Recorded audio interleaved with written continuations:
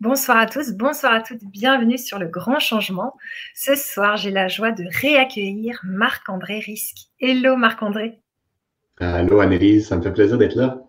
Ouais, Bonsoir. c'est cool, c'est trop cool. Donc toi, Oui. tu es au Québec, tu es où précisément? C'est bien ça, ouais, au sud-est de Montréal, à peu près 1 heure et demie de route, là, un petit village qui s'appelle Sutton, dans les montagnes. Ok, c'est trop génial. Moi, je suis sur la Ouais. Côte d'Azur. On va attendre que les Oh, auditeurs et wow. les auditrices arrivent. Ouais, c'est trop cool. Et je vous propose de nous dire si vous nous entendez bien, si vous nous voyez bien, pour savoir si l'image et le son sont bons. Et je vais te proposer, Marc-André, de te présenter pour les personnes qui ne te connaissent pas, parce que je t'ai déjà accueilli sur la chaîne autour d'Écoute ton corps, de Lise Bourbeau, donc tu Mhm. vas te parler de tout Mhm. ça. Ouais, ouais, certainement. Alors, ben, c'est ça, je suis formateur à l'école Écoute ton corps depuis quelques années maintenant, qui est une école fondée par Lise Bourbeau, comme tu as dit, en développement personnel, en relation d'aide. Je suis Ouais. aussi formateur pour l'Institut SAE, qui est une institut française qui engage et des enseignants, des formateurs français et québécois, qui est pour le monde professionnel davantage. Donc, les enseignements de Lise Bourbeau, mais dans le monde professionnel, entre autres pour booster son enthousiasme au travail, ou s'épanouir dans la vente. Alors, c'est différentes formations que je donne aussi avec l'Institut SAE. Parallèlement à ça, ben, j'ai une entreprise qui s'appelle, comme vous voyez à l'écran, le Libère ton éléphant, où Ouais. j'aide les gens depuis quelques années maintenant à développer leur discipline tout en gardant leur liberté. Alors, on va en jaser en détail aujourd'hui durant la conférence, mais c'est un sujet que j'ai à cœur parce qu'avant d'être formateur, il y a une dizaine d'années de ça, je voulais faire carrière dans le monde professionnel, dans le hockey, comme athlète. Et Ouais. comme on sait, ben, les athlètes ont besoin de discipline. Donc, c'est quelque chose que j'ai appris très jeune, mais qui m'a fait souffrir aussi de différentes façons, la discipline qui avait été imposée ou que j'ai apprise. Alors, c'est comme si en quittant ce milieu-là, il y a 10 ans, je me suis dit, ah, il y a quelque chose que je dois faire autour de la discipline, autour de la liberté. Pas que je dois faire, mais que j'avais envie de faire. Tu sais, donc, Hmm. Génial. Alors, tu as Sana du Grand Changement, animatrice aussi, qui te salue. Elle te dit Hello Marc-André, ravie de te en route, revoir Sana. sur le changement. Ouais, merci d'être là. Bonsoir, Sana. Cool. On a John aussi qui est là, qui nous salue. On a Mumu. Donc, les Salut, personnes vont gang. arriver tranquillement. Mhm. Tranquillement. Et tu vas nous parler. Ah ben, il y a Sana qui dit aussi encore une belle vibra en perspective, Annelise. Ça, c'est clair. Mhm. Ça va être passionnant. Moi, j'ai adoré t'accueillir sur la chaîne parce que tu es vraiment quelqu'un de passionnant et de passionné. Et puis, c'est pas comme si tout était réglé. Toi aussi, tu t'intègres dans le travail à faire et toi aussi, des fois, peut-être que tu procrastines et tout ça. Donc, tu vas nous parler. Je sais pas s'il y en a Oh qui... oui! Oh Ok. oui. Ouais. S'il y en a C'est qui pas pour rien que c'est procrastinent. moi qui vous parle de discipline. D'accord. Ouais, ouais, Ok. ouais. Alors, je vais nous mettre le titre de ta conférence, Se discipliner tout en Ouais. gardant sa liberté. Alors, je t'en prie, Marc-André, vas-y. Raconte-nous tout ça. OK. Qu'est-ce que ça veut dire? Ouais, on se lance. Alors, ben, bienvenue à tous et à ceux qui se joindront à nous. Ouais, donc se discipliner tout en gardant sa liberté, en donnant le titre, ce titre-là à la conférence, c'est un peu fait exprès parce que je suis très conscient que c'est comme deux thèmes qui vont pas nécessairement ensemble, ou du moins pour une majorité d'entre nous, on a grandi dans des milieux où la discipline et la liberté, ça n'allait pas nécessairement ensemble. Ouais. Et ce que j'ai remarqué aussi en travaillant avec les gens, et pour moi-même aussi, là, très souvent, quand on parle de discipline, soit on en manque carrément, on manque de discipline dans un certain domaine de notre vie, ou on est capable d'être très discipliné. Mais c'est comme si on a perdu le plaisir de faire ce qu'on a à faire. Tu sais. Donc, on est capable de faire ce qu'on a à faire, mais on a perdu notre joie de vivre. Alors, c'est très souvent une de ces deux problématiques-là. Il peut en avoir d'autres aussi, mais que les gens vont vivre au niveau de la discipline. Et quand on parle de liberté, ben, les gens souvent qui vont manquer de discipline ont peur de perdre leur liberté. Et les Hmm. gens qui ont une discipline, souvent, ont perdu leur liberté. Ils ne se sentent pas libres, mais au moins, ils font ce qu'ils ont à faire. Tu sais, donc, c'est comme si... c'est pour ça que je te dis, on a l'impression que les deux ne vont pas ensemble. Alors, on va regarder ça ensemble aujourd'hui, justement. Comment faire pour ne pas s'obliger à faire ce qu'on a à faire, mais quand même arriver à le faire. Et je Hmm. dirais même comment grandir en discipline et grandir en liberté. Donc, tu sais, plus on a de discipline, plus on aura de liberté. On va voir ça ensemble aujourd'hui, ce soir. Donc, c'est un peu ça l'objectif de la conférence, apprendre une nouvelle façon de se discipliner que celle qu'on a apprise auparavant. C'est un sujet que j'ai beaucoup à cœur, moi, personnellement. Comme je le disais un peu plus tôt dans ma présentation, quand j'étais athlète, moi, j'étais dans la catégorie des gens qui faisaient tout ce qu'il y avait à faire, mais à l'extrême, trop discipliné. Et tellement que moi, où j'ai eu mes blessures en tant qu'athlète, c'est aux articulations, entre autres à mes genoux. Parce que justement, je manquais de flexibilité, je manquais de liberté dans ma discipline. Je me forçais tellement à faire tout ce que j'avais à faire. J'en suis arrivé à perdre le plaisir, à jouer au sport que je jouais, le hockey, moi, dans mon cas. Mais perdre le plaisir, même, ça l'affectait d'autres secteurs de ma vie parce que ça prenait tellement une grande place, le travail d'athlète dans ma vie, que immanquablement, ça allait jouer dans d'autres sphères de ma vie. Et donc, ça me rendait malheureux. Ma discipline que j'avais tellement rigide me rendait à ce point-là malheureux.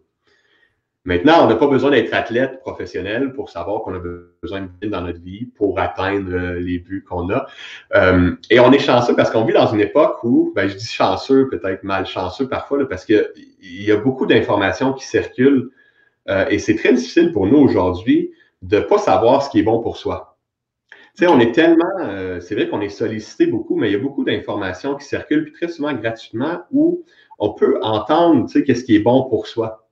Fait qu'on est chanceux de ça, mais en même temps malchanceux parce qu'il y a aussi de l'information, de la mésinformation qui circule, où on entend des choses qui sont pas nécessairement bonnes pour nous. Mais bon, tu sais, le fait qu'on soit dans cette époque-là d'abondance, à savoir comment prendre soin de nous de plus en plus, c'est de plus en plus disponible pour nous, peut amener une conséquence néfaste à notre discipline, et c'est que parce qu'on sait tellement ce qu'on devrait faire, ça peut nous amener dans le contrôle. Tu sais, c'est là que notre discipline souvent va devenir trop inflexible ou qu'éventuellement on va manquer de discipline parce qu'on est tanné de se contrôler.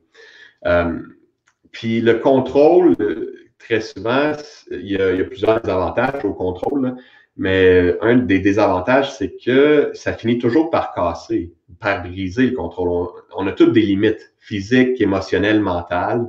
Si on se fie uniquement au contrôle pour se discipliner, pour faire ce qu'on a à faire, éventuellement, quand la pression sera trop grande sur nous, le contrôle va flancher. Puis, quand le contrôle flanche, on fait plus ce qu'on a à faire, c'est comme si ça joue contre nous, contre l'atteinte de nos propres buts.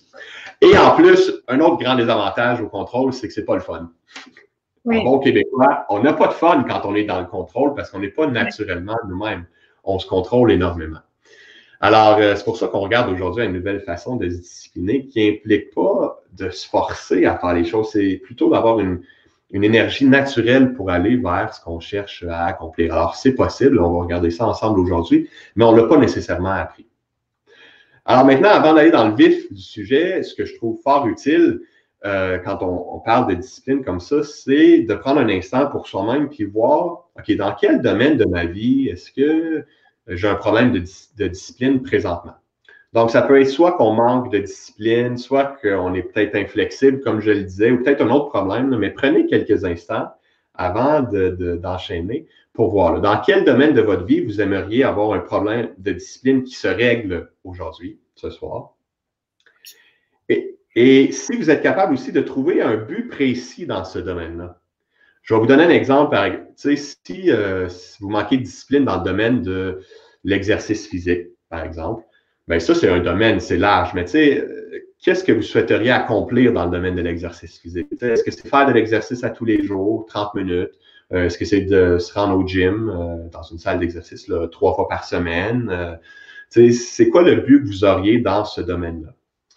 Si c'est au niveau professionnel, peut-être que vous traînez beaucoup sur votre bureau, vous êtes indiscipliné dans être à l'ordre, être organisé. Donc ça, c'est un domaine au niveau du travail. Donc, on pourrait dire un but que quelqu'un pourrait avoir, c'est d'être capable de ranger sa paperasse à la fin de chaque journée de travail. Par exemple.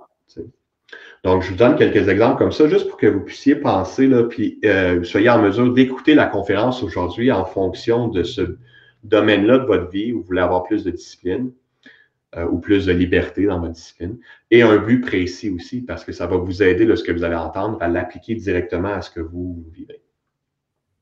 On n'en choisit qu'un? Ben, pour le moment, oui. Pour le moment, oui, et ce sera à répéter avec les autres buts que vous avez ensuite. OK. C'est ce que je vous recommande de faire.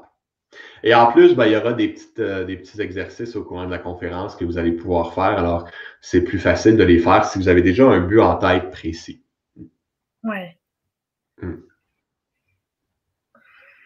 Ah bah moi, j'ai trouvé. Hein. Est-ce que tu voulais nous partager? Allez, ben, moi, je dirais que c'est ma compta. Ma comptabilité, ça attend 1 an. C'est vraiment, je suis pas régulière du tout. Et pour moi, c'est un gros effort de m'y mettre. Et ça serait quoi un but que tu aimerais atteindre avec ta compta? Ouais. J'aimerais la faire tous les 6 mois dans la joie et la bonne humeur. Tu vois? OK. Allez, alors ça, c'est un excellent exemple. Dans le OK. domaine de la comptabilité, de pouvoir la faire à chaque 6 mois. Pour le moment, c'est tout ce qu'on a besoin d'identifier. Mais au moins, c'est clair. Tu vois, tu nous le dis, puis on comprend, mais c'est quoi le but à atteindre? Ouais. Vois-tu aussi, comme tu nous donnais ton exemple, que tu manques de liberté aussi dans ce domaine-là là, de ta compta parce que, justement, parfois, tu attends une année, puis tu te sens mal avec ça ou tiraillé ou Ouais, tout à fait. Je me moyen, dis, effectivement. si les clients ont besoin de leur facture, ben, ils l'attendent. Si j'ai un contrôle, je suis pas à jour, il faudrait qu'en un jour, vite, je me mette à jour. Donc, c'est quand même un truc pas très pro. Et en même temps, pour moi, c'est pas si dur, mais ça me prend vraiment trop de temps et je procrastine. Ouais, ouais, ouais. OK, ben super. Alors, c'est un bon exemple. On va enchaîner, mais un peu comme toi, Annelise, assurez-vous d'avoir un exemple en tête comme ça, ou vous pouvez même l'écrire pour que vous puissiez faire des liens là, avec ce qu'on va adresser ensemble maintenant. Okay. Alors, la discipline, tout en gardant sa liberté, c'est très souvent, ou habituellement, je devrais dire, c'est difficile pour nous d'associer les deux. Puis j'irais même encore plus loin, c'est difficile d'associer discipline avec bonheur. Tu sais, quand tu dis, toi, tu aimerais faire ta compta dans la bonne humeur, c'est comme Ouais. si on dirait que discipline et bonne humeur ou bonheur ne vont pas nécessairement ensemble. Puis, tu sais, c'est pas nécessairement surprenant parce que très jeune, on peut avoir grandi dans des milieux où justement la discipline était très stricte. D'ailleurs, on disait que et on dit encore aujourd'hui que les professeurs, une de leurs tâches, c'est de faire la discipline en classe. Tu sais, donc de faire la discipline, déjà, juste en disant ça, on le voit bien qu'il n'y a pas, c'est pas nécessairement positif l'image qu'on peut entretenir de la discipline. Alors, ben, on va rentrer encore plus en profondeur dans cette image-là de la discipline. Je vous donne la définition de discipline qui se trouve dans le Larousse.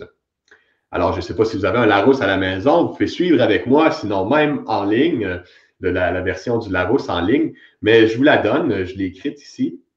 Alors, ce qu'on dit de la discipline dans le dictionnaire, c'est que c'est un ensemble de lois, d'obligations qui régissent une collectivité et destinées à y faire régner l'ordre, donc un règlement. Ensuite, on dit que c'est l'aptitude de quelqu'un à obéir à ces règles. On dit aussi que c'est l'obéissance, la soumission aux règles que s'est donné le groupe auquel on appartient.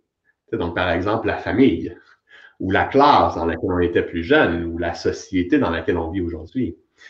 Ensuite, on dit aussi que c'est une règle de conduite qu'on s'impose. Donc, une règle que l'on s'impose.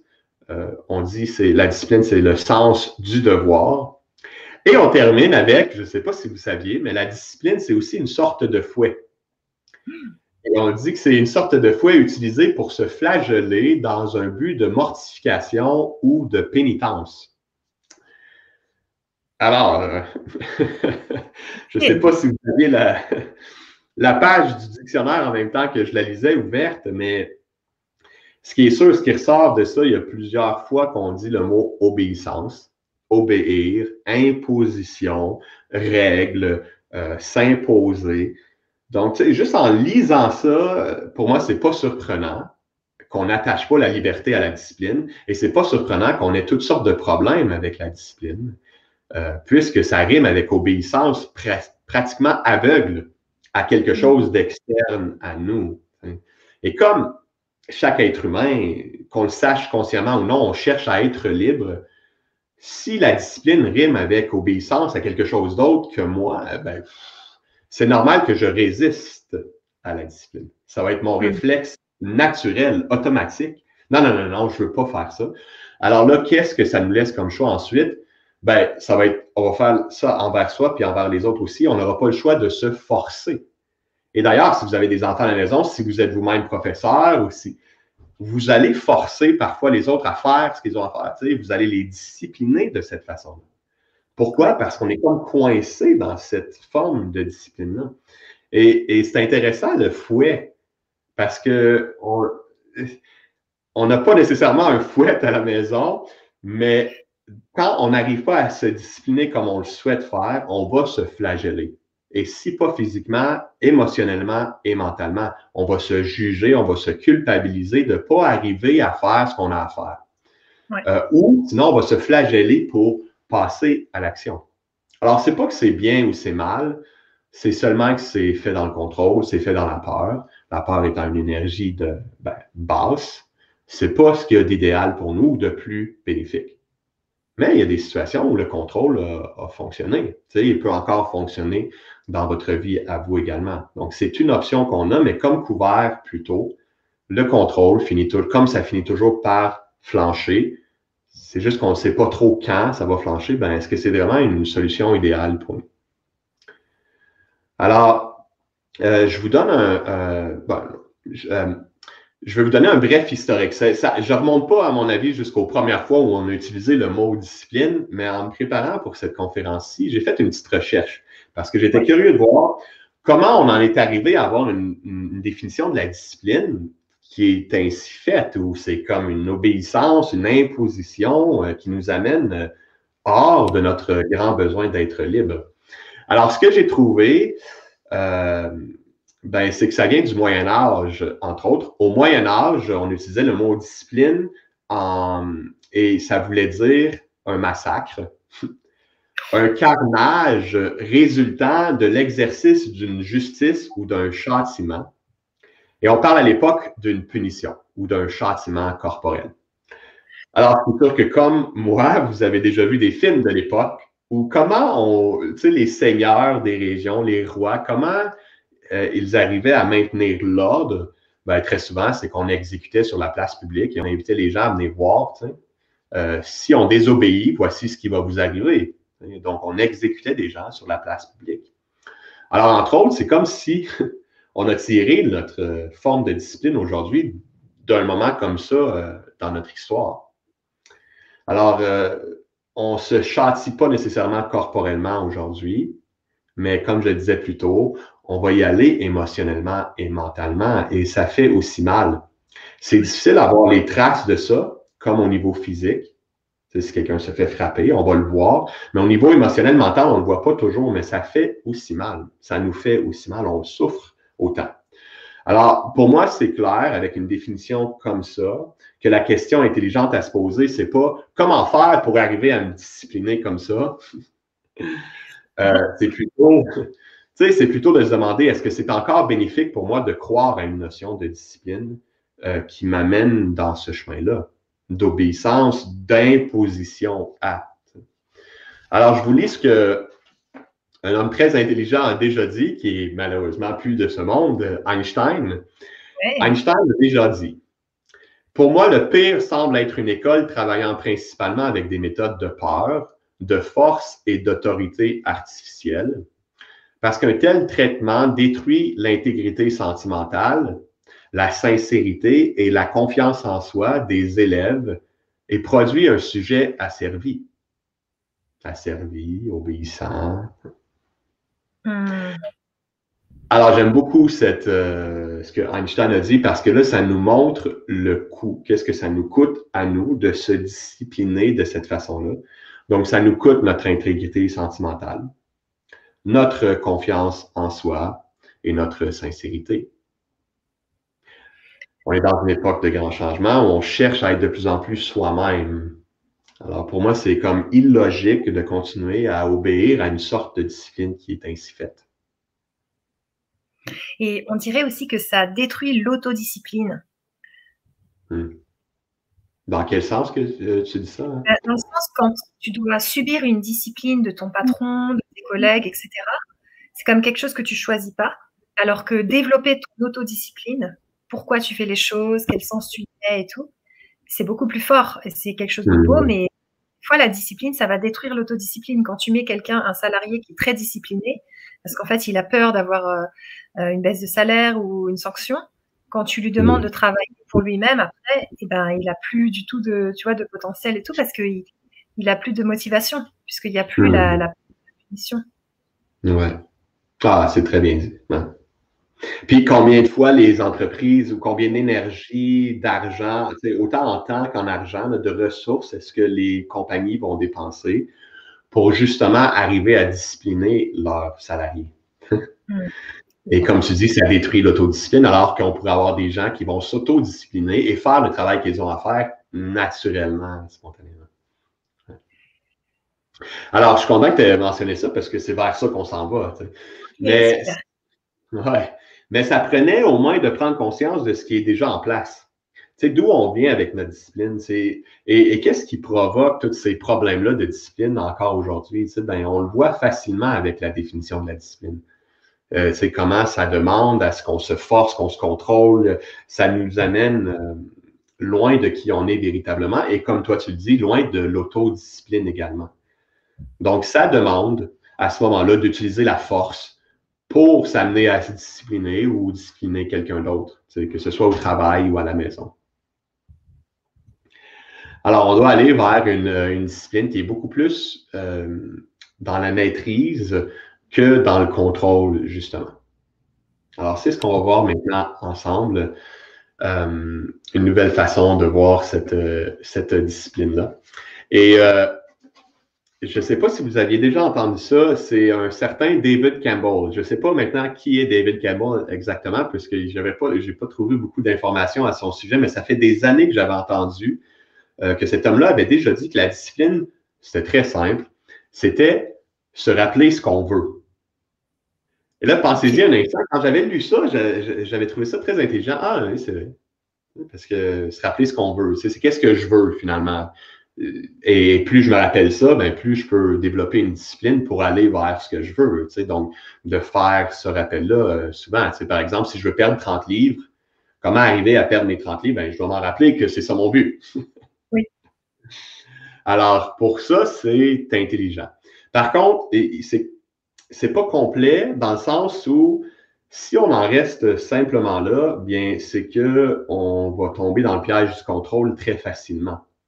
Si je reprends l'exemple encore une fois de quelqu'un qui veut perdre 30 livres et se rappelle à tous les jours que ce qu'il veut, c'est perdre 30 livres, ben, on peut s'amener à se contrôler énormément pour arriver à perdre ces 30 livres-là. Et là, ben, ça, ce qui est malheureux, c'est que de un, ben, soit que quand on ne fait pas ce qu'on a à faire, on va se flageller. On va utiliser notre fouette intérieure. Ou sinon, ben, c'est très difficile de se contrôler toute une vie de temps. Sinon, ça demande excessivement beaucoup de notre énergie. Il y en a qui peuvent arriver à le faire. Mais soit que le contrôle flanche éventuellement ou on n'est pas heureux dans ce contrôle-là. Alors, se rappeler ce qu'on veut dans ce que moi j'appelle le faire, là, dans ce qu'on cherche à faire ou à avoir dans notre vie, peut facilement nous amener à se forcer à faire les choses, donc perdre un sens de liberté. Donc, si je me concentre uniquement sur le but matériel que j'ai, par exemple, perdre 30 livres, ben, ça va m'amener à me discipliner beaucoup dans ce que j'ai à faire pour perdre 30 livres. Et dans cette forme de discipline-là, il n'y a pas beaucoup de liberté possible. Je vais vous donner un autre exemple. Un client que j'ai eu, on va l'appeler Robert, pour qu'il garde sa confidentialité. Mais Robert, ce qu'il cherchait, lui, à faire, c'était de se discipliner dans son exercice physique, justement. Il voulait faire du tapis roulant 3 fois par semaine. Lui, c'est ce qu'il souhaitait faire. Alors, quand il a commencé à me consulter, Robert, ce qu'il faisait, c'était soit il arrivait à faire son tapis roulant, soit il le faisait pas, et puis là, ben, il s'accusait, se culpabilisait, se jugeait de ne pas avoir fait ce qu'il était supposé faire, ce qu'il s'était promis de faire, qui était pour lui son tapis roulant 3 fois par semaine. Alors, est-ce qu'on est indiscipliné parce qu'on ne fait pas tout le temps ce qu'on a dit qu'on ferait? Pas nécessairement. Est-ce que vous êtes indiscipliné parce que vous mangez une soirée du saumon puis une autre soirée du poulet? Tu sais, vous êtes très discipliné dans la façon d'écouter votre besoin de faim, mais c'est pas parce que je mange la même chose à tous les jours que je suis plus discipliné. Ce qui va faire en sorte que je suis discipliné, c'est si j'écoute mon besoin de faim. Mais je n'ai pas besoin de faire la même chose, de manger la même chose pour répondre à mon besoin. Alors, c'est la même chose pour tout dans la discipline. Il y a différentes façons de faire pour répondre aux besoins que j'ai derrière le but que j'ai. C'est pour ça que je vous ai demandé en début de conférence d'identifier un but, parce que là, on y arrive à ça. Ça prend de réaliser qu'est-ce qu'on cherche derrière. C'est quoi le besoin que ça vient combler? Ce que tu as dit tantôt, Annelise, le fameux pourquoi. Il y a une question bien précise pour répondre à ça. Pourquoi ce but-là est si important pour moi? Parce que c'est impensable pour un être humain de se dire qu'on est toujours capable de faire la même chose tout le temps. On a différents désirs à différents moments de nos vies. Et je reviens encore à cet exemple-là parce que c'est si simple à comprendre. On ne mange pas la même chose à tous les jours. On a une variété de nourriture pour la plupart d'entre nous qui nous est disponible. Alors, on ne se force pas à manger à tous les jours. Alors, c'est la même chose pour notre discipline. C'est possible autrement sans se forcer. Et c'est ce que j'appelle la discipline dans l'être. Comme ce fameux Shakespeare a dit, être ou ne pas être, n'est-ce pas? Alors, c'est vraiment à propos de l'être, la discipline. C'est une notion spirituelle. Et ensuite, on passe à l'action. Alors, si je reprends l'exemple que j'utilisais tantôt de quelqu'un qui voudrait perdre 30 livres, c'est bien beau de vouloir se discipliner ou de vouloir avoir la discipline nécessaire pour perdre 30 livres, mais ce qui est beaucoup plus important pour nous de savoir, c'est si je perds mon 30 livres, ça va m'aider à être quoi? Et ça, c'est une question qu'on n'est pas habitué de se poser. On n'a généralement pas apprise. Et si on tente de se discipliner sans avoir répondu à ça, ben ça peut mener au contrôle, à se forcer, à se flageller, à se culpabiliser, à se juger quand on n'arrive pas à la hauteur de ce qu'on vise ou ce qu'on a dit qu'on ferait. OK. Alors, c'est une question importante. Pourquoi? Encore une fois, on est dans une ère d'abondance. On est bombardé par beaucoup d'informations, certaines bonnes, certaines moins bonnes pour nous. Mais ce qui veut dire aussi que parfois, on va voir des choses, puis on va se dire, ah, moi, je voudrais ça. Mais ça ne répond pas nécessairement à un besoin profond qu'on a en nous. Et là, le risque avec ça, c'est que si moi, je me dis que je veux ça, puis je veux commencer à me discipliner pour avoir ça, mais ce n'est pas nécessairement quelque chose qui répond à ce que je veux profondément, intérieurement, ben ça peut m'amener à éventuellement lâcher ma discipline pour obtenir ce que je veux. Et le résultat de ça, très souvent, c'est qu'on va se flageller, se juger et se dire, on est donc bien paresseux, indiscipliné, on procrastine encore. Alors, c'est une question qui est très importante à se poser pour identifier vraiment si la nouvelle habitude qu'on souhaite ou le but qu'on a répond vraiment à un besoin de notre être, un besoin de notre âme. Alors, c'est une question très simple à se poser, c'est si j'accomplis le but que je souhaite accomplir, ça va m'aider à être quoi? Et c'est de cette façon-là qu'on arrive à se discipliner sans se forcer. Et si pour vous, c'est dur à croire, bien, faites juste penser à la dernière fois que vous avez eu très, très faim. Est-ce qu'on a eu besoin de vous forcer pour manger? Vous auriez mangé n'importe quoi probablement la dernière fois que vous avez eu très, très faim. Donc, vous l'avez écouté fidèlement, votre besoin d'avoir faim. Il n'y a pas personne qui a eu besoin de vous forcer pour manger. C'est la même chose avec notre discipline. Si mon but répond vraiment à quelque chose de profondément en moi, c'est totalement à 100% possible, je vais avoir la discipline nécessaire pour accomplir ce but-là. C'est-à-dire, je vais avoir l'énergie pour faire ce que j'ai à faire pour accomplir ce but-là, si ça vient répondre à un besoin que j'ai à l'intérieur de moi, tout comme je mange naturellement quand j'ai faim et personne n'a besoin de me forcer. C'est ce qu'on doit aller faire ce travail-là pour bien identifier en soi c'est quoi le besoin derrière.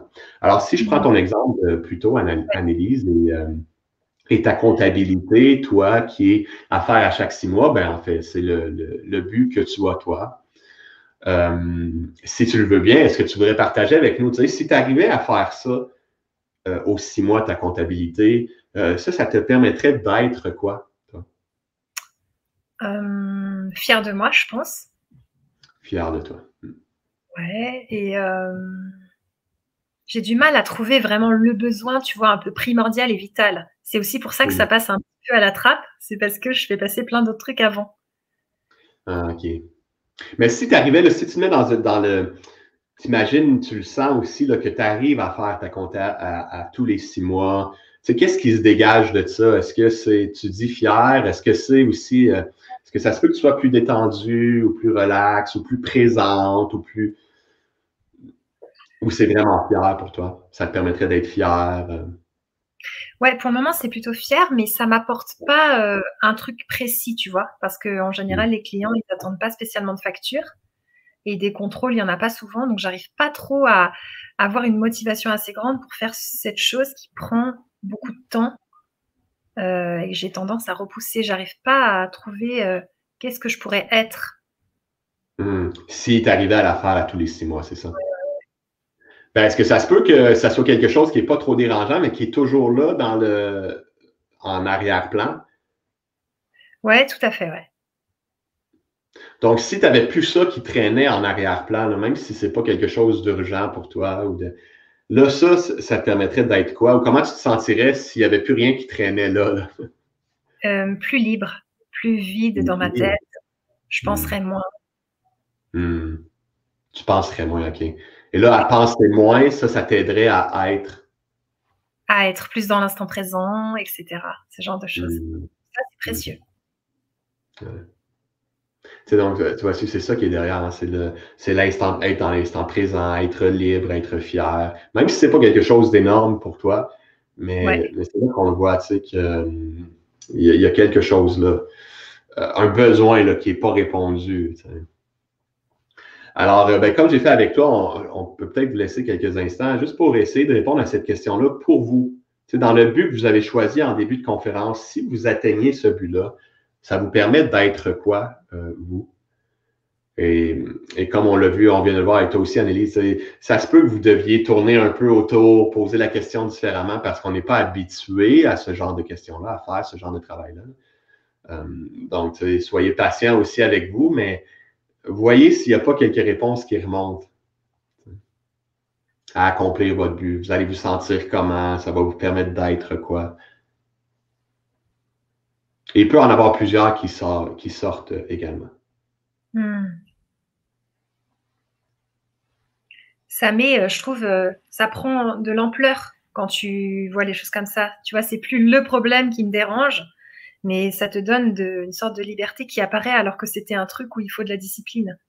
J'ai l'impression que Mhm. ça donne plus de liberté à soi. Ouais. Ah ben, tu vas aimer, tu vas s'en venir. Parce qu'on s'en va en plein. Ben, J'imagine. c'est là déjà, là, déjà juste avec cette simple question-là, il y a déjà de la liberté qui s'ouvre pour toi. Alors imagine avec la suite aussi ce qui est possible, mais c'est le but, c'est qu'on puisse avoir de l'air autour là, de cette discipline-là, qu'on puisse respirer plus. Et c'est de cette façon-là qu'on trouve ensuite les solutions à nos problèmes, à notre problème de discipline. C'est. Ouais. Alors, est-ce qu'on enchaîne? Est-ce que tu veux qu'on Vas-y, on enchaîne? ouais. Ouais, on continue. OK. OK, alors, pour pouvoir poursuivre ensuite, puis vraiment amener la liberté dans votre discipline, ça demande d'abord d'avoir répondu à cette question-là. Donc, ça demande de savoir sur quoi on travaille, donc un but précis. Sans but précis, c'est très difficile de parler d'un problème de discipline puis d'essayer de le régler parce qu'on ne sait pas trop où est-ce qu'on s'en va. Donc, ça prend pour y travailler un but précis et ça prend aussi de répondre à la question qu'on vient de poser. C'est quoi le besoin que je vais aller répondre au niveau de l'être, au niveau de mon âme? C'est qu'est-ce que je cherche en atteignant le but que j'ai, soit faire ma comptabilité, perdre 30 livres, faire plus d'exercices, ramasser ma paperasse, économiser. Il y a tellement de buts qu'on peut avoir. Alors, ça prend de l'identifier, de savoir si ça répond à quel besoin. Mais c'est pas suffisant parce que c'est bien beau tout ça, mais la discipline. Donc, tu sais, là, on est en train de parler de ce que la discipline, c'est vraiment se rappeler ce qu'on veut être, savoir ce qu'on veut être derrière notre but, mais c'est pas suffisant, on doit passer à l'action. Ce qui fait vraiment une différence dans la vie de chacun d'entre nous, c'est si on bouge ou non. Maintenant, c'est à savoir si on bouge en fonction de notre besoin ou non. Tu sais, qui est au contrôle en nous? Est-ce que ce sont nos peurs ou est-ce que c'est je suis dirigé par le besoin que j'ai à l'intérieur de moi. C'est pour ça que c'est si important d'aller identifier l'être. Parce que sinon, très souvent, je vais obéir à quoi? Qu'est-ce qui me gère, moi? Ça va être mon ego. Si je ne suis pas centré, qui me gère? C'est l'ego. OK. Alors, c'est pour ça que c'est important d'aller identifier, est-ce que mon but, là, ce que je vise à atteindre, répond vraiment à quelque chose que moi, je veux? Et est-ce que ça fait du sens pour moi aujourd'hui? Ça, c'est une autre chose. Il y a des gens qui sont tellement obstinés, ils vont rester sur le même but pendant des années, même si ça fait plus de sens pour eux où ils en sont aujourd'hui dans leur vie. Mais ça, c'est pas mieux non plus parce que ça répond pas dans le moment présent aux besoins que j'ai. Je vous donne mon exemple. Moi, de 17 à 27 ans, j'ai voulu faire carrière au hockey. Mais je vous dirais que très tôt dans cette poursuite-là, de ce rêve-là, de cette carrière-là, là, à 17, 18, 19 ans, là, ça faisait déjà plus de sens pour moi. J'étais pas heureux là-dedans, j'avais beaucoup de difficultés dans ce milieu-là. Puis imaginez, j'ai resté dans ce travail-là 10 ans de temps.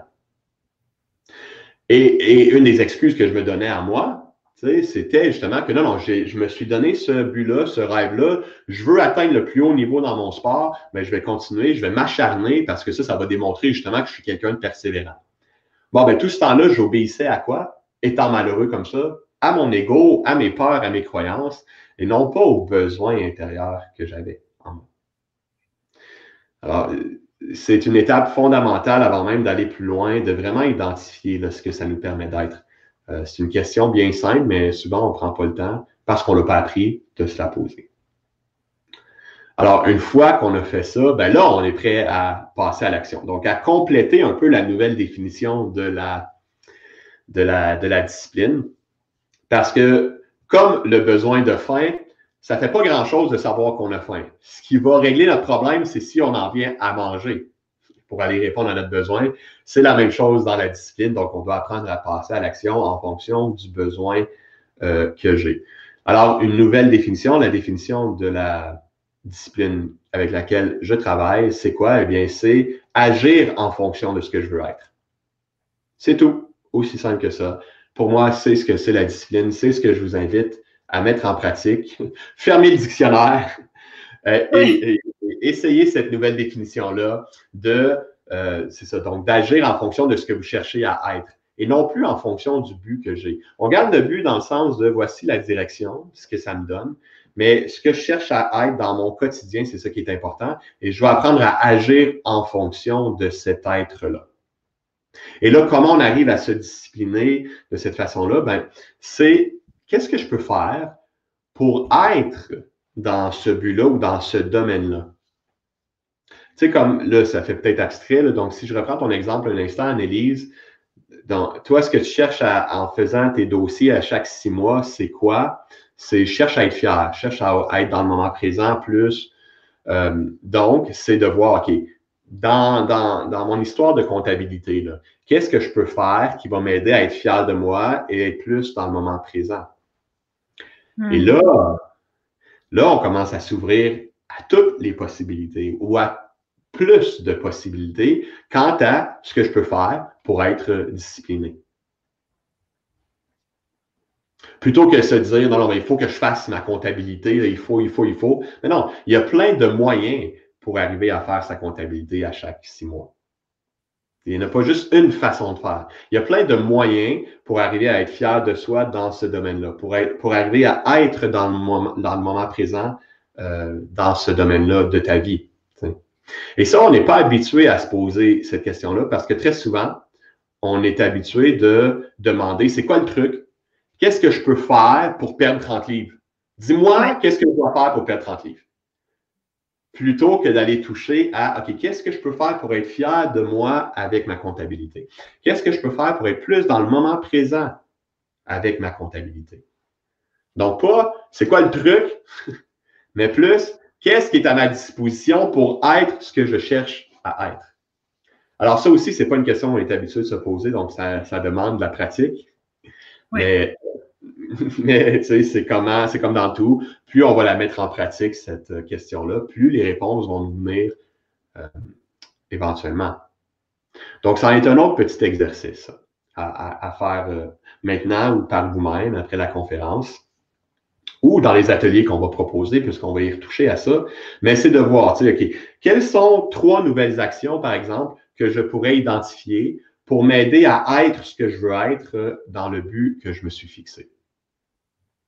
Donc, tu sais, par exemple, dans ton cas, Annelise, quelles sont 3 nouvelles actions que tu pourrais prendre pour te sentir fier, pour être plus dans le moment présent, dans le domaine de la comptabilité? Ça pourrait être me fixer des dates pour la faire tous les 6 mois. OK. Parce qu'en gros, c'est mettre des actions en place pour arriver à faire cette action, parce que j'ai vu tous les avantages que je vais avoir à la faire dans ma vie de tous les jours. Ça va m'alléger l'esprit, je vais me sentir plus joyeuse, je vais plus vivre mon présent au lieu de me dire bah, j'ai tout ça à faire et c'est une to-do list énorme et ça passe pas et tout. Donc j'ai l'impression que ça te donne, comme je te disais tout à l'heure, de la grande liberté par rapport à avant.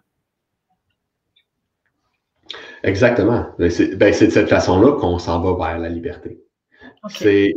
Donc, c'est de se poser la question, qu'est-ce que je peux faire pour alléger justement mon quotidien, pour être plus présente, pour être fière de moi? Qu'est-ce que je peux faire pour ça, pour être ça dans ma comptabilité, plutôt que de se demander, qu'est-ce que je dois faire pour faire ma comptabilité à chaque 6 mois?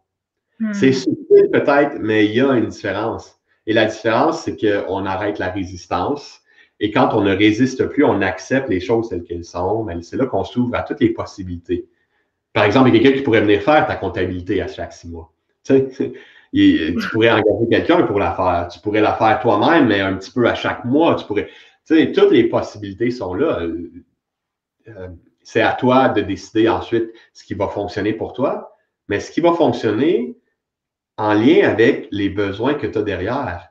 Allégé, libre, fier. C'est clair. Je vais y réfléchir. Ouais, là, je t'ai mis sur le spot, comme on dit, mais c'est de faire la même chose pour vous-même.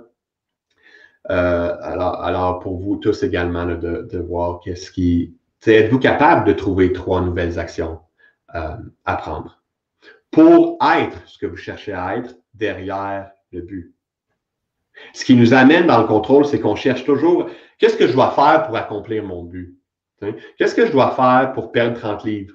Pour faire ma comptabilité, qu'est-ce que je dois faire à chaque 6 mois? Mais on va aller répondre aux besoins derrière à la place.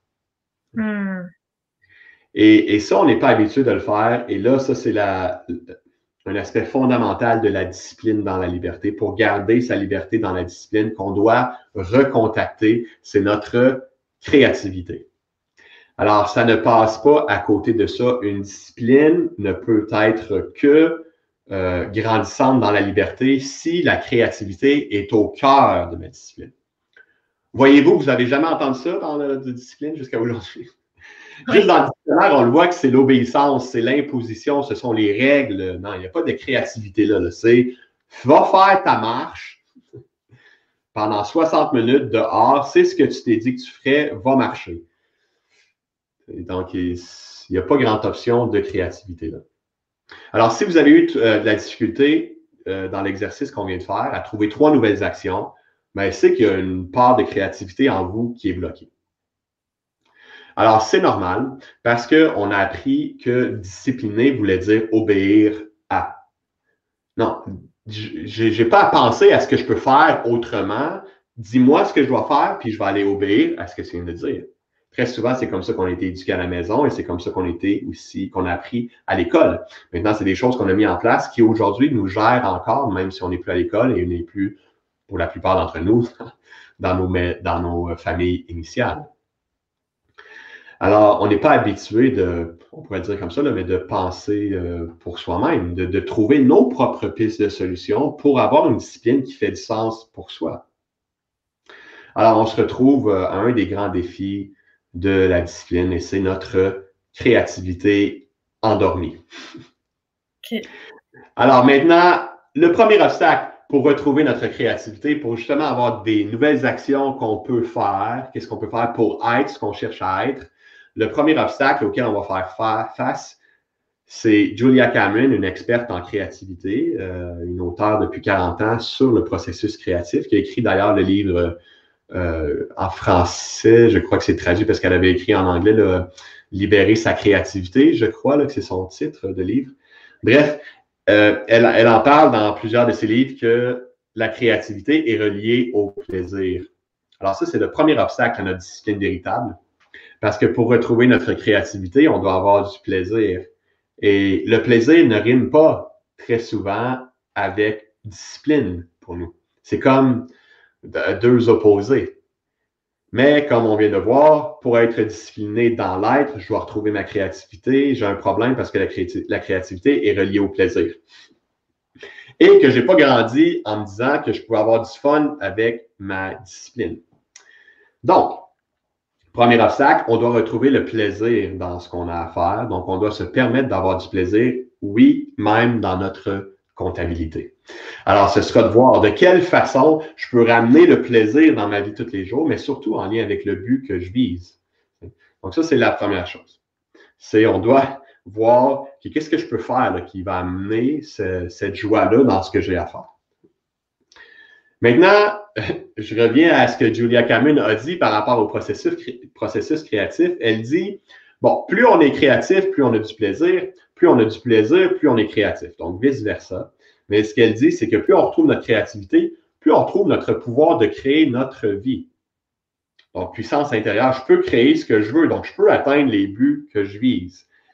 Mais là, on a un autre petit problème parce que ce qu'elle rajoute, c'est que si je retrouve mon pouvoir de créer ma vie, je vais avoir le goût de me rebeller contre ce que j'ai mis en place auparavant, qui ne fonctionne plus pour moi. C'est naturel puisque je vais retrouver la force, la puissance en moi pour créer ce que je veux, pour atteindre les buts. Donc, c'est sûr que je vais me rebeller contre quelque chose qui m'a déjà été imposé.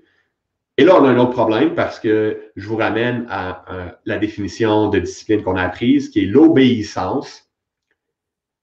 Et la créativité est reliée à la rébellion. Donc, si j'ai appris que la discipline, c'est l'obéissance, mais que je dois me rebeller pour retrouver ma créativité, pour être véritablement discipliné, je ne sais pas si vous êtes encore avec moi, mais on est dans le trouble. On est dans le trouble parce que c'est comme si intérieurement, aujourd'hui, on est comme bâti pour obéir. On ne veut surtout pas être désobéissant. Alors là, je ne parle pas d'être désobéissant à la société en général ou au patron ou à vos clients ou à la famille. À quoi on doit apprendre à être désobéissant? C'est aux petites voix de l'ego qui vont nous dire ben non, là, tu ne peux pas faire ça de cette façon-là. Là. Pour être discipliné, il faut absolument que tu ailles prendre ta marche. Tu sais, alors qu'il y a plein d'autres options. Donc, c'est ça qu'on doit apprendre à faire, c'est désobéir à ces petites voix-là qui nous disent il faut toujours que tu répètes la même chose tout le temps, à la même heure, chaque jour, puis c'est ça la discipline. Alors, on va apprendre à le faire dans les ateliers, c'est ça que dont tu parles? Exactement, ouais. Écoute, Marc-André, je te propose de commencer à nous parler des ateliers. Comme ça, on va un petit peu se mettre l'eau à la bouche. Et puis, je vais mettre dans les commentaires le lien pour vous procurer donc les 3 ateliers de Marc-André. C'est des ateliers qui sont disponibles la vie. Donc, vous pouvez les vivre à tout moment, les acheter quand vous avez envie et les vivre. Oui, ben merci Annelise. Alors, effectivement, on a mis 3 ateliers en place pour vous. Sachez que là, tout ce qu'on couvre ensemble dans la conférence, si vous êtes capable d'appliquer ça, vous allez avoir tout le nécessaire pour avoir une discipline véritable. Mais on a mis les ateliers en place parce que on sait bien que là, je couvre beaucoup de choses assez rapidement aussi c'est ça, une conférence. Malheureusement, on n'a pas le temps de tout faire ou d'aller en détail puis d'aider chacun qui aurait besoin d'aide, entre autres avec les questions que je vous pose, les petits exercices que je vous propose de faire. Alors, les 3 ateliers, ben là, dans le premier, ce qu'on va voir, c'est, comme vous voyez à l'écran, d'avoir découvrir qu'est-ce qui m'empêche, moi, d'être libre dans ma discipline. Donc, au cœur de tout problème de discipline, il y a quelque chose qui nous arrête, que moi, je vais appeler des cordes invisibles. Ce sont des croyances, ce sont des peurs qu'on a derrière qui nous empêchent d'être disciplinés. Il y a très peu de gens qui sont véritablement paresseux ou manquent de volonté. Par contre, on est une grande majorité à avoir peur et à avoir peur dans le silence, à avoir peur dans l'inconscience. On n'est pas conscient qu'on a peur. Et on n'est pas conscient que nos problèmes de discipline proviennent de peurs qu'on a. Très souvent, on n'a pas appris comment découvrir ces peurs-là. Alors, le premier atelier est justement pour aller voir, avant même de vouloir mettre une nouvelle discipline en place qui va nous amener à la liberté, il faut qu'on ait touché à nous personnellement, qu'est-ce qui, moi, m'a empêché jusqu'à aujourd'hui d'avoir la discipline que je souhaite. On se doit de découvrir ça et nécessairement qu'il y a ce que moi j'appelle une corde qui nous retient. Et ça m'amène à vous parler de Libère ton éléphant. Alors, la forme de discipline que j'enseigne se retrouve au libère-ton-éléphant.com. Et la raison pour laquelle j'ai appelé ça Libère ton éléphant, eh bien, c'est parce que chacun des membres de l'entraînement que j'ai mis en place pour se discipliner adopte un éléphant dans le besoin également. Donc, avec ce que vous payez pour l'entraînement, et d'ailleurs, on aura un bonus à vous suggérer à la fin de la conférence en lien avec cet entraînement-là, bien, en vous procurant l'entraînement, vous adoptez, et là, c'est moi qui s'en occupe de ça, vous n'avez rien à faire, mais vous allez adopter, parrainer un éléphant pendant 1 an, un éléphant qui est une espèce en danger aujourd'hui, et ce sera l'éléphant que vous adoptez, un éléphant qui a besoin de réhabilitation. Mais il y a tellement de liens à faire entre nous et les éléphants. Et dans notre discipline, très souvent, quand on a un problème de discipline, c'est qu'on a été beaucoup axé dans le contrôle aux parents. On s'est beaucoup flagellé. Donc, on a aussi également besoin de réhabilitation dans notre discipline pour arriver ensuite à pouvoir en avoir une qui est naturelle et qui répond vraiment à nos besoins. Un autre lien à faire aussi avec les éléphants, eh bien, c'est que eux, très jeunes, les éléphants qui ont eu des problèmes, entre autres les éléphants qu'on va retrouver dans les cirques, même s'il y en a de moins en moins, mais dans certains pays, des éléphants sur lesquels on peut se balader. Je ne sais pas si vous avez déjà vu la façon qu'on peut les dresser, ces éléphants-là, pour qu'une fois qu'ils grandissent, qu'ils obéissent. Mais souvent, on le fait à l'aide de cordes et de chaînes qu'on va attacher à leurs pattes quand ils sont très jeunes, à leur cou aussi, pour leur faire comprendre, pendant qu'ils sont encore jeunes et qu'on peut les contrôler, que la corde, la chaîne est beaucoup plus forte qu'eux. Et une fois rendus adultes, ben, ils vont écouter à la corde ou à la chaîne. Mais c'est comme ça pour nous également. On a toutes sortes de cordes invisibles qui nous retiennent d'aller vers ce qu'on veut, donc d'aller accomplir les buts qu'on a, qui nous retiennent en place, des cordes qu'on a mis en place depuis qu'on est tout jeune, mais qu'on continue de nourrir inconsciemment très souvent. Alors, c'est pour ça que l'atelier numéro 1, c'est à propos de découvrir. Qu'est-ce qui me retient d'aller vers ce que je veux? Découvrir cette corde-là qui est invisible, mais qui existe bel et bien et qui me retient d'aller vers ce que je veux. Alors, en plus que vous travaillez à vous libérer, ben, vous aidez un éléphant qui en a besoin. Trop cool. Ouais. Alors, l'atelier demain. Alors, le deuxième atelier, c'est où on en est rendu dans la conférence. Cette fameuse créativité et la confiance en soi, ce sont des clés à la discipline. Parce qu'une fois qu'on a fait compléter l'atelier numéro 1, c'est là qu'on se rend compte du rôle que la créativité joue dans ma discipline et également la confiance en soi. Alors, on va aller voir ensemble de quelle façon ces deux éléments-là jouent pour nous aider à se discipliner. On le voit d'ailleurs en ce moment dans la conférence, comment la créativité influe sur notre discipline. Mais là, on va aller, je vais être là pour vous aider directement si justement vous avez un problème de créativité, vous avez de la difficulté à trouver des nouvelles actions pour aller vers être ce que vous cherchez derrière votre but. Ben, c'est dans cet atelier-là qu'on va pouvoir le travailler ensemble. Merci. Et l'atelier 3? Et finalement, un atelier que j'ai beaucoup à cœur. On fait le lien directement entre la discipline et les maladies et ce n'est pas nécessairement selon ce que vous croyez. Donc, c'est pas, je parlerai pas de j'ai manqué de discipline pour être en santé, disons, pour faire des exercices, puis là, je suis tombé malade. C'est pas dans ce sens-là. C'est vraiment dans le sens de la discipline comme on l'aborde aujourd'hui dans la conférence, c'est-à-dire agir à partir de l'être. Et quand on est malade, peu importe la maladie qu'on a, sérieuse ou pas, peu importe le malaise physique qu'on a, c'est un malaise, donc il y a un mal-être dans le corps physique pour nous indiquer un mal-être au niveau émotionnel et mental. Et ce que ça veut dire, c'est qu'il y a toujours, on s'empêche d'être quelque chose qu'on veut être par peur de quelque chose et c'est pour ça que la maladie arrive.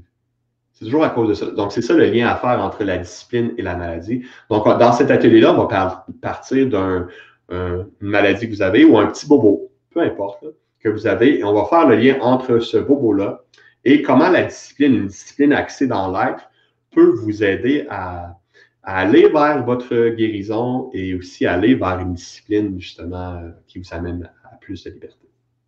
OK. Est-ce que ça va être en lien avec le travail de Lise Bourbeau dans cet atelier-là?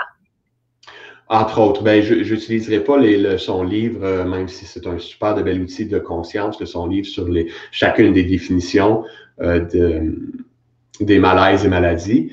Par contre, on va utiliser l'atelier là pour vous aider à déceler, vous, à tout moment, derrière tout malaise ou maladie, c'est quoi le message pour vous et comment une discipline axée dans l'être peut vous aider à aller vers ce que vous souhaitez. Génial, merci. Alors, où est-ce qu'on en était dans la conférence? À la créativité, tu me disais. Oui, c'est ça. Donc, on parlait de créativité et on parlait surtout là, on est rendu à parler de l'obstacle à la créativité qui, ultimement, c'est qu'on a appris à obéir.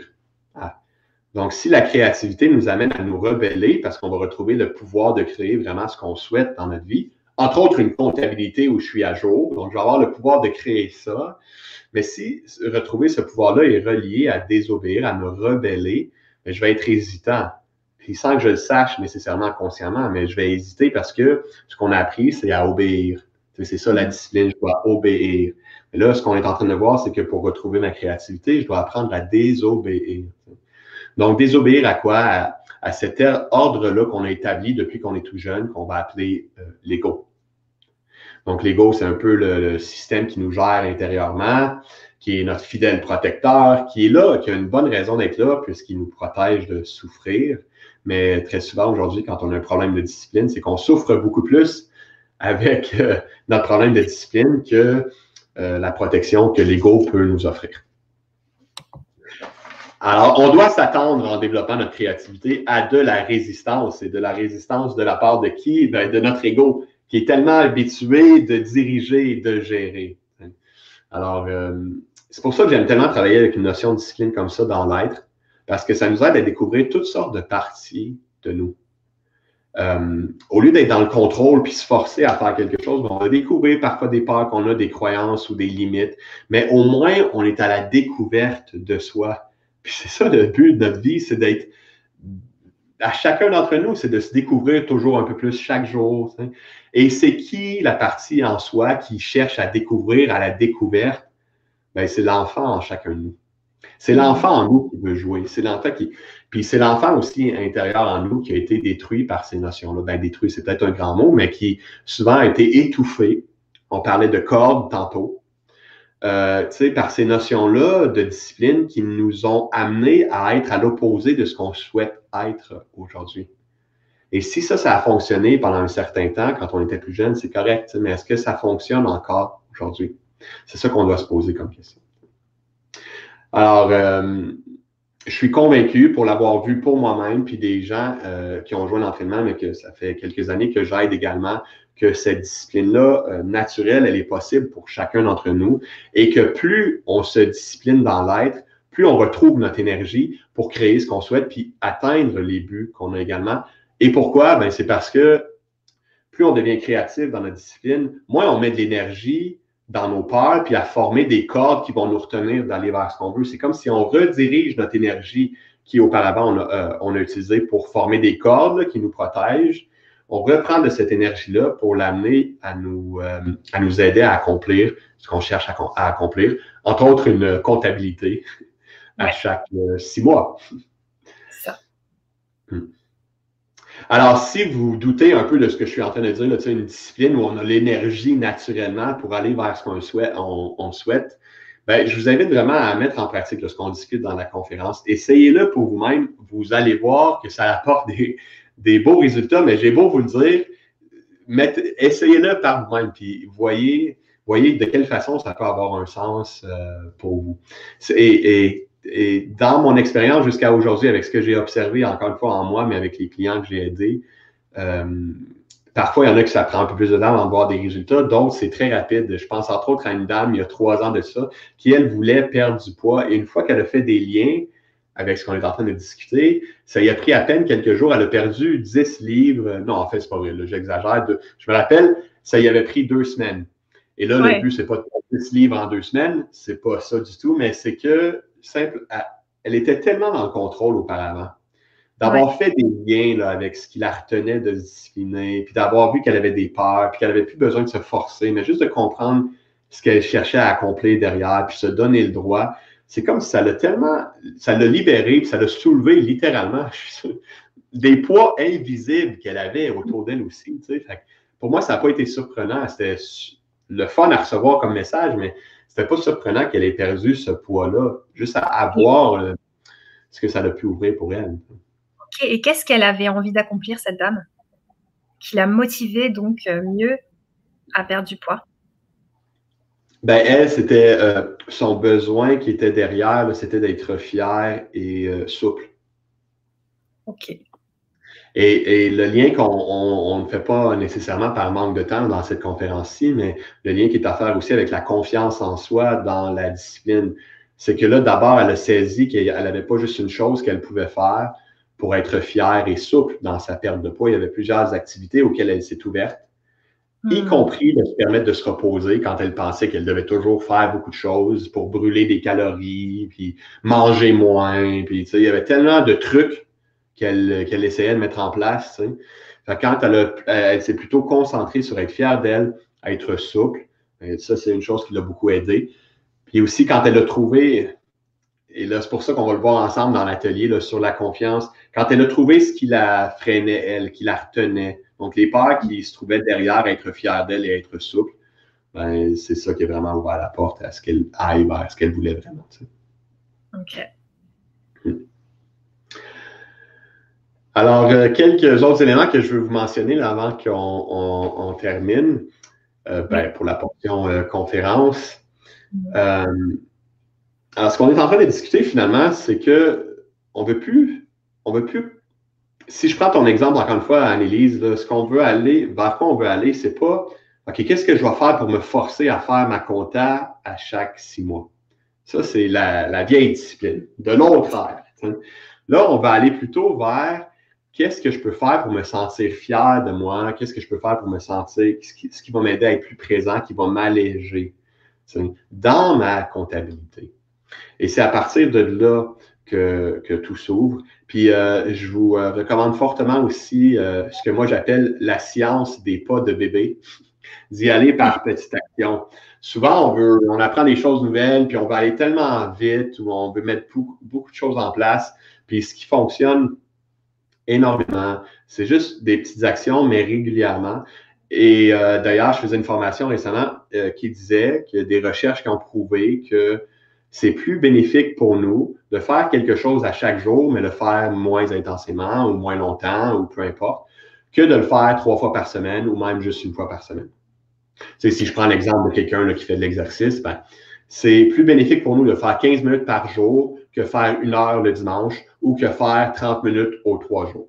Alors, c'est ce que les recherches ont prouvé, apparemment. Mais pour moi, ça fait beaucoup de sens puisque c'est quelque chose, encore une fois, c'est des pas de bébé qui nous aident éventuellement à atteindre ce qu'on cherche et non pas des pas de géant. Et je vous donne un exemple de ça vraiment clair pour moi. Je me rappellerai toujours. Il y en a peut-être qui l'ont vu, le documentaire Food Matters, qui est sorti, ça fait des années de ça. Food Matters, à propos de l'importance de bien manger, comme il y en a plein de documentaires là, qui existent. Et j'avais vu ce documentaire-là avec ma conjointe à l'époque, en 2010. Et je me rappellerai toujours, une fois qu'on avait vu le documentaire, on s'est dit, OK, là, on va changer drastiquement notre alimentation. On est allé faire une épicerie. Le lendemain, on a payé, je ne sais plus combien de centaines de dollars. On est arrivé à la maison, on s'est fait un jus aux légumes et on a pris chacun une gorgée. On a trouvé ça dégueulasse, donc dégoûtant, c'était même pas bon. Et je vous le dis, là, on a arrêté ça là. Okay. Tous les légumes qu'on avait achetés, on a donné ça à sa mère, puis on s'est dit, c'est fini, on ne le fait plus. Puis, mais pourquoi? Parce qu'on a tellement voulu faire un grand pas. On a appris quelque chose, puis on s'est dit, OK, non, on va y aller à fond, là, puis on va le faire. Puis ça ne marche pas. C'est quoi un petit pas? Ben, je vais faire d'abord une petite collation. Ouais. Et d'ailleurs, de ça, là, ça fait 10 ans maintenant, mais aujourd'hui, je peux vous dire, là, ça s'est installé là, graduellement, puis récemment, j'en vois beaucoup plus les changements où je le vois dans mon alimentation, là, je mange beaucoup mieux, mais il n'est pas arrivé juste une chose. C'est comme si on dirait que tout est en train de se mettre en place pour moi à ce niveau-là, au niveau de l'alimentation, où je me sens beaucoup plus discipliné, mais aussi beaucoup plus libre dans ce que je peux manger. Puis je vais naturellement vers ce qui est sain pour moi. Mais c'est pas à cause que j'ai pris ce gros pas de géant-là il y a 10 ans de ça. C'est Ouais. plutôt parce que je vais vraiment par petites bouchées, littéralement. Alors, je vous encourage vraiment là, dans cette nouvelle discipline-là à laisser faire les gros pas. Puis, quelles petites actions différentes d'hier que vous pouvez faire aujourd'hui pour amener justement la vraie discipline vers vous.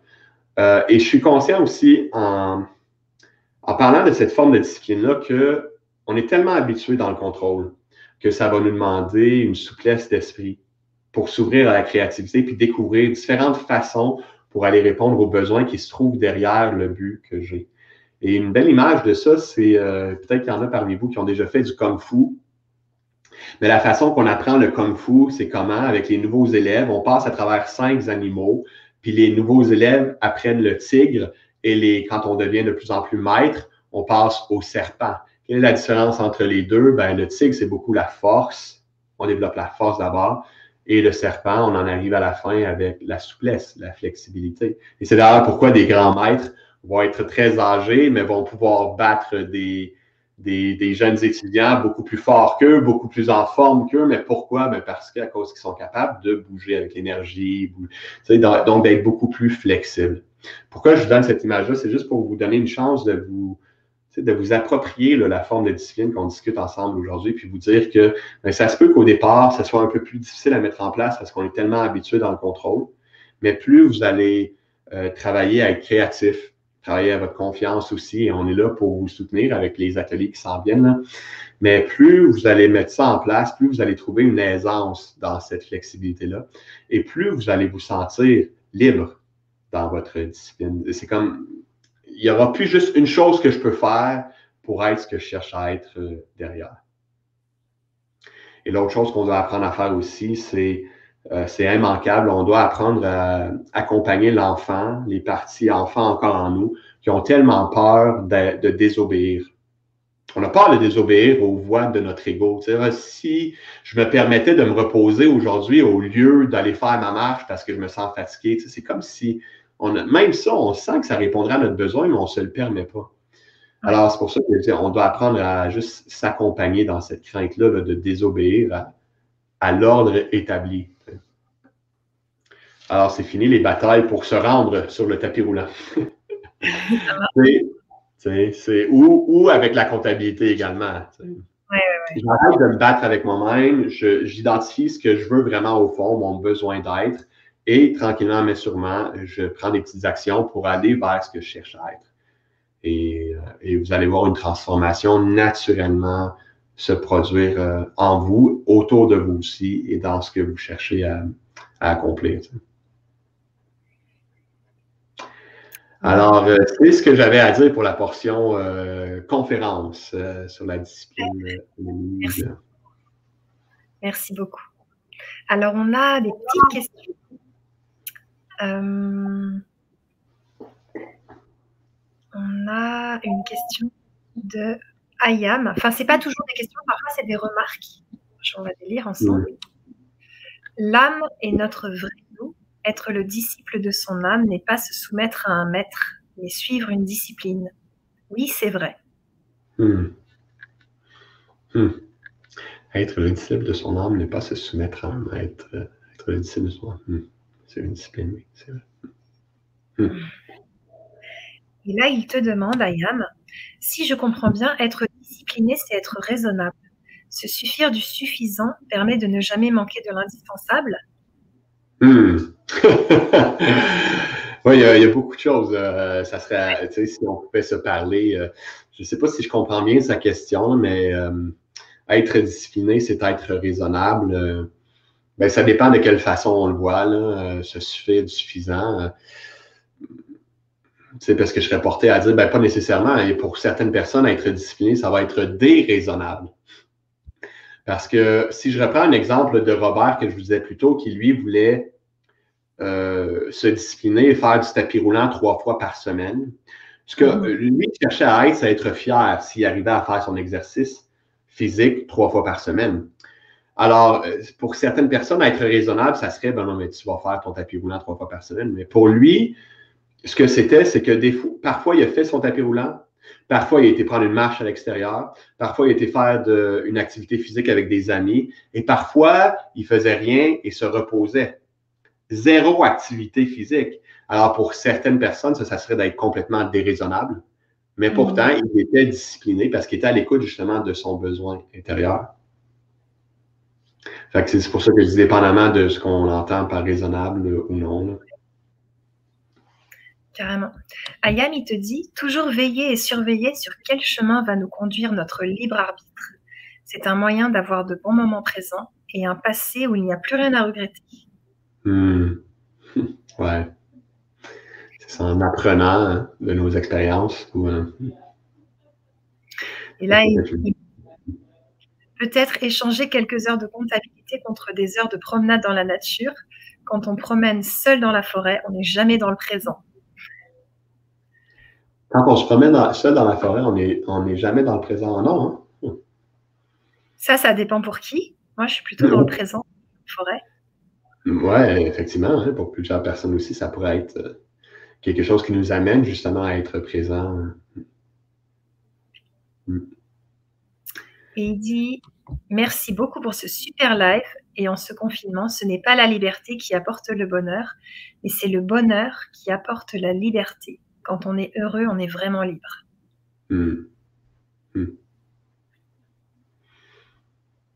Ben, merci. C'est rien, non, hein? Et il nous dit encore « Bye et paix en votre demeure intérieure et extérieure. » Ben, merci. Merci d'avoir été là. Merci pour les commentaires aussi. Il y a Agnès qui te demande « Merci pour cette présentation. Est-ce que la procrastination n'est pas déjà une désobéissance intérieure? Pourquoi la créativité met-elle plus en action? » Ben d'abord, c'est prouvé hein, que le cerveau aime ça, ce qui fait plaisir. Donc, on aime ça, ce qui fait plaisir. Si la créativité est reliée à ce qui fait plaisir, plus je suis créatif, plus je vais me mettre en action parce que la créativité est reliée immanquablement au plaisir dans notre vie. Donc, ça nous aide à être plus en action. C'est un lien direct qu'on peut faire. Et est-ce que la procrastination n'est pas une désobéissance intérieure? J'aime ça. Parce que oui, effectivement, il y a comme une voix qui nous dit non, mais tu devrais faire ça, mais là, moi, je résiste à cette voix-là. Alors, oui, on pourrait le voir comme ça, ouais. Une désobéissance. Ouais. Mais comment se sortir de ça? C'est d'aller voir, d'identifier clairement le but derrière la procrastination. Tu sais, là, je procrastine, mais qu'est-ce que je vise à c'est quoi mon but? Tu sais, comme par exemple, dans ton cas, Élise, là, tu sais, toi, c'était de faire la comptabilité aux 6 mois. Est-ce que ça va m'aider à être? Donc, je dois identifier les deux. Et ensuite, c'est ça qu'on va faire là, pour Agnès. Dans le premier atelier, c'est là qu'on va aller voir, OK, qu'est-ce qui fait que je procrastine et que je n'atteins pas mon but? Il y a quelque chose nécessairement qui m'amène à cette désobéissance-là de l'intérieur. Il y a quelque chose qui m'habite, qui me pousse à procrastiner. Alors, on va aller voir ça. Génial. Merci beaucoup, Marc-André. C'est vraiment passionnant de voir tout ce qu'on peut mettre en place pour arrêter de procrastiner sur des choses. Je remets le lien des 3 ateliers de Marc-André pour les personnes qui ne l'ont pas vu. Et je te propose donc tout d'abord de nous redire un petit peu les bonus qu'il y a dans les 3 ateliers pour que les gens sachent. Et puis ensuite, qu'est-ce que les 3 ateliers apportent pour quelqu'un qui a du mal à se mettre en action?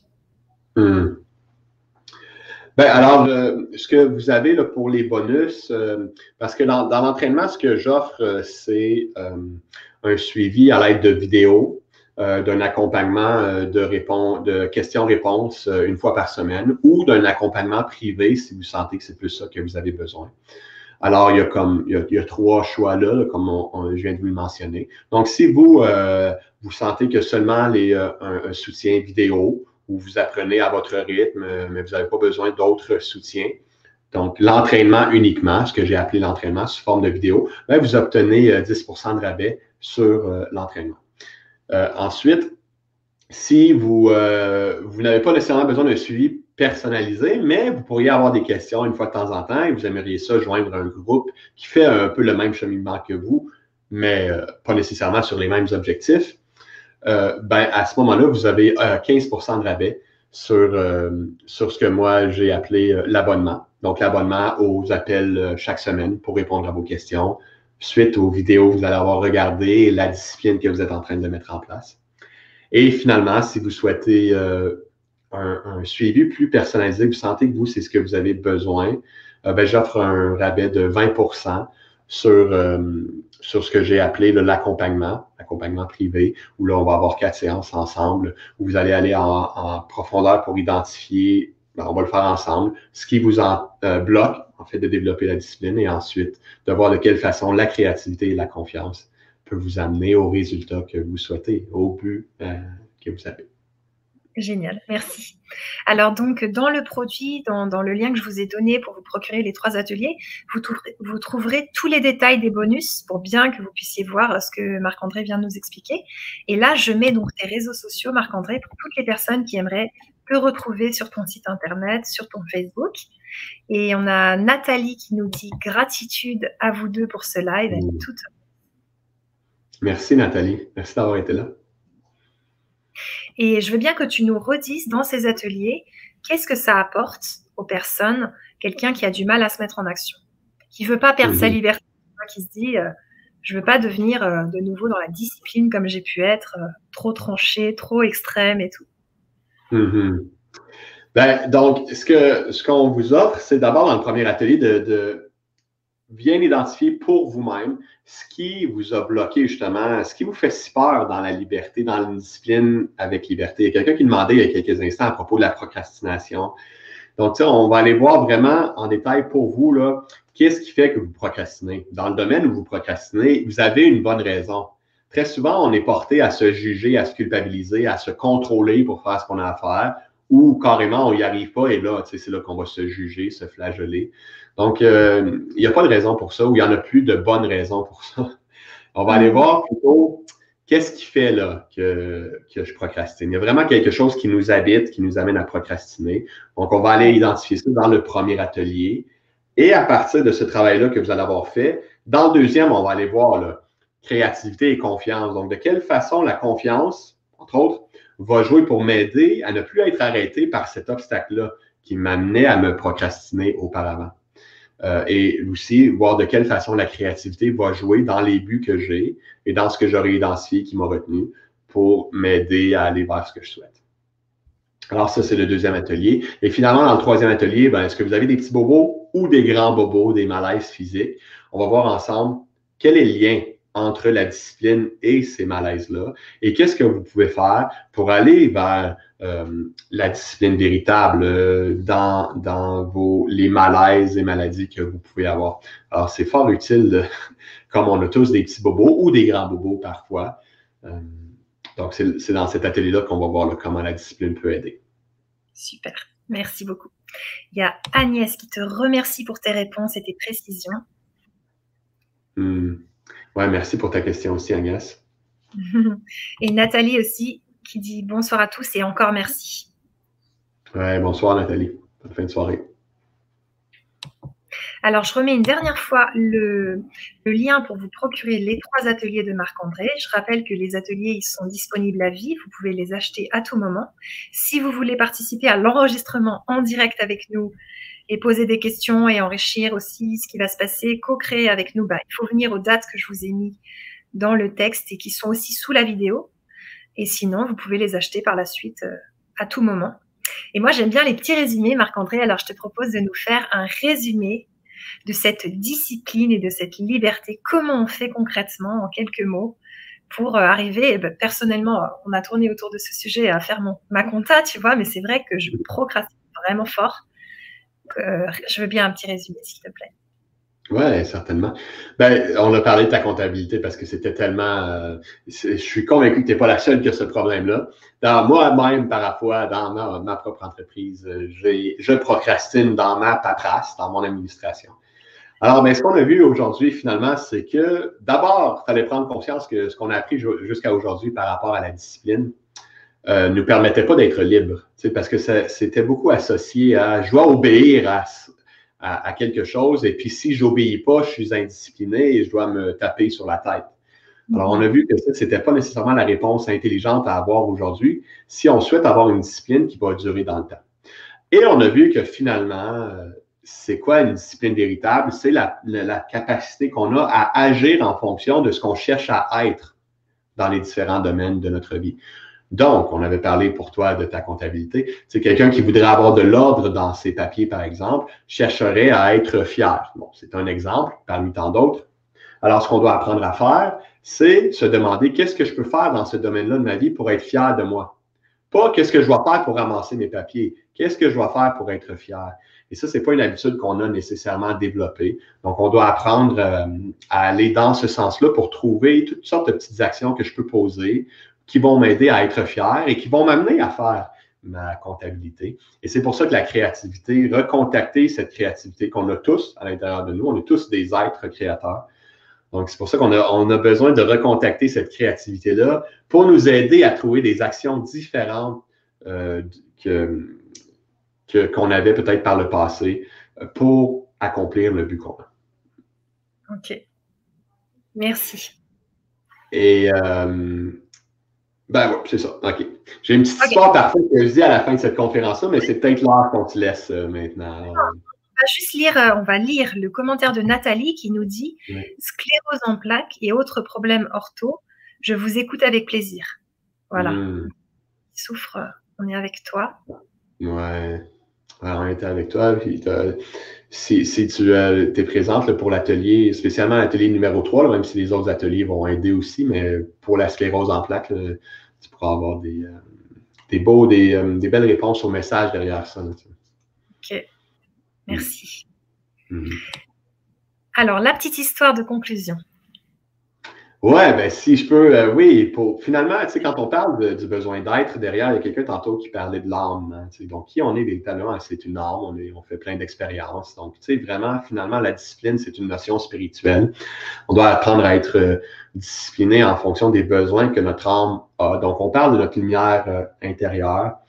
Et plus on s'ouvre à cette lumière-là, plus on revient dans le courant de la vie. Tu sais, au lieu de se forcer toujours à faire les choses, c'est comme si on a l'énergie naturelle pour faire ce qu'on a à faire et on se permet de se reposer quand on en a besoin aussi. Tu sais. Et l'histoire que j'aime bien en terminant, c'est, peut-être qu'il y en a qui la connaissent, sur Kon-Tiki. Kon-Tiki avec un K, Kon-Tiki. Ouais. C'est l'histoire ils ont sorti un film il y a quelques années là-dessus, mais c'est l'histoire d'un équipage norvégien qui a, dans les années 50, on fait un voyage assez incroyable pour prouver que les îles de la Polynésie française avaient été colonisées par l'Amérique du Sud et non pas de l'autre côté, comme l'histoire à ce moment-là le disait. Alors, c'est un équipage qui est parti en radeau sur l'océan à partir du Pérou, je crois, ou peut-être du Chili, bref, et qui ont traversé l'océan Pacifique pour se rendre jusqu'à ces îles-là pour prouver ce que le chercheur voulait mettre en avant. Et ce que cet homme-là disait, c'était que si on arrive à rentrer dans le courant des océans, il disait que c'était comme des grandes autoroutes et que même en radeau, on pouvait traverser un océan si on arrivait à rentrer dans le courant. Et une fois dans le courant, ben, ça allait nous amener à bon port. Et c'est ce qui finit par prouver dans cette histoire-là. Et pour moi, je trouve ça tellement une belle histoire parce que quand on arrête de se battre et qu'on est capable de rentrer dans le courant, c'est pas vrai qu'on a besoin de se forcer. Les choses arrivent naturellement. On est dans le courant de la vie. Et quand on n'est pas dans le courant et qu'on a l'impression de se forcer, ben c'est là qu'on doit s'arrêter pour se poser des questions et savoir, je suis en train d'obéir à qui, là? Est-ce que j'obéis à mon cœur ou j'obéis aux voix de mon ego? Et tant qu'on ne s'arrête pas pour prendre ce moment-là, quand on est en train de se forcer là, puis que ça ne va pas, ben, ça va être très difficile d'installer une discipline véritable, puis d'être finalement libre dans notre vie, ce qu'on cherche tous à être. Alors, je trouvais que cette histoire-là de Kon-Tiki était une belle image à chercher, à travailler pour être dans le courant de la vie plutôt que contre. C'est clair, ça me parle. Merci beaucoup, beaucoup. On a Nathalie qui te remercie aussi. Ben, avec grand plaisir. Qui dit aussi qu'elle est très spirituelle, elle a fait 30 ans de yoga, de méditation, des hypnoses, etc. Ah ben alors, cette forme de discipline-là doit beaucoup lui parler. Ouais, c'est clair. Elle est peut-être d'ailleurs déjà alignée avec cette forme de discipline. Ben, on se retrouve pour les ateliers, ça va être super. Oui, avec grand plaisir. Ben, bonne fin de soirée. Hein? Bonne fin de soirée, à bientôt. À bientôt.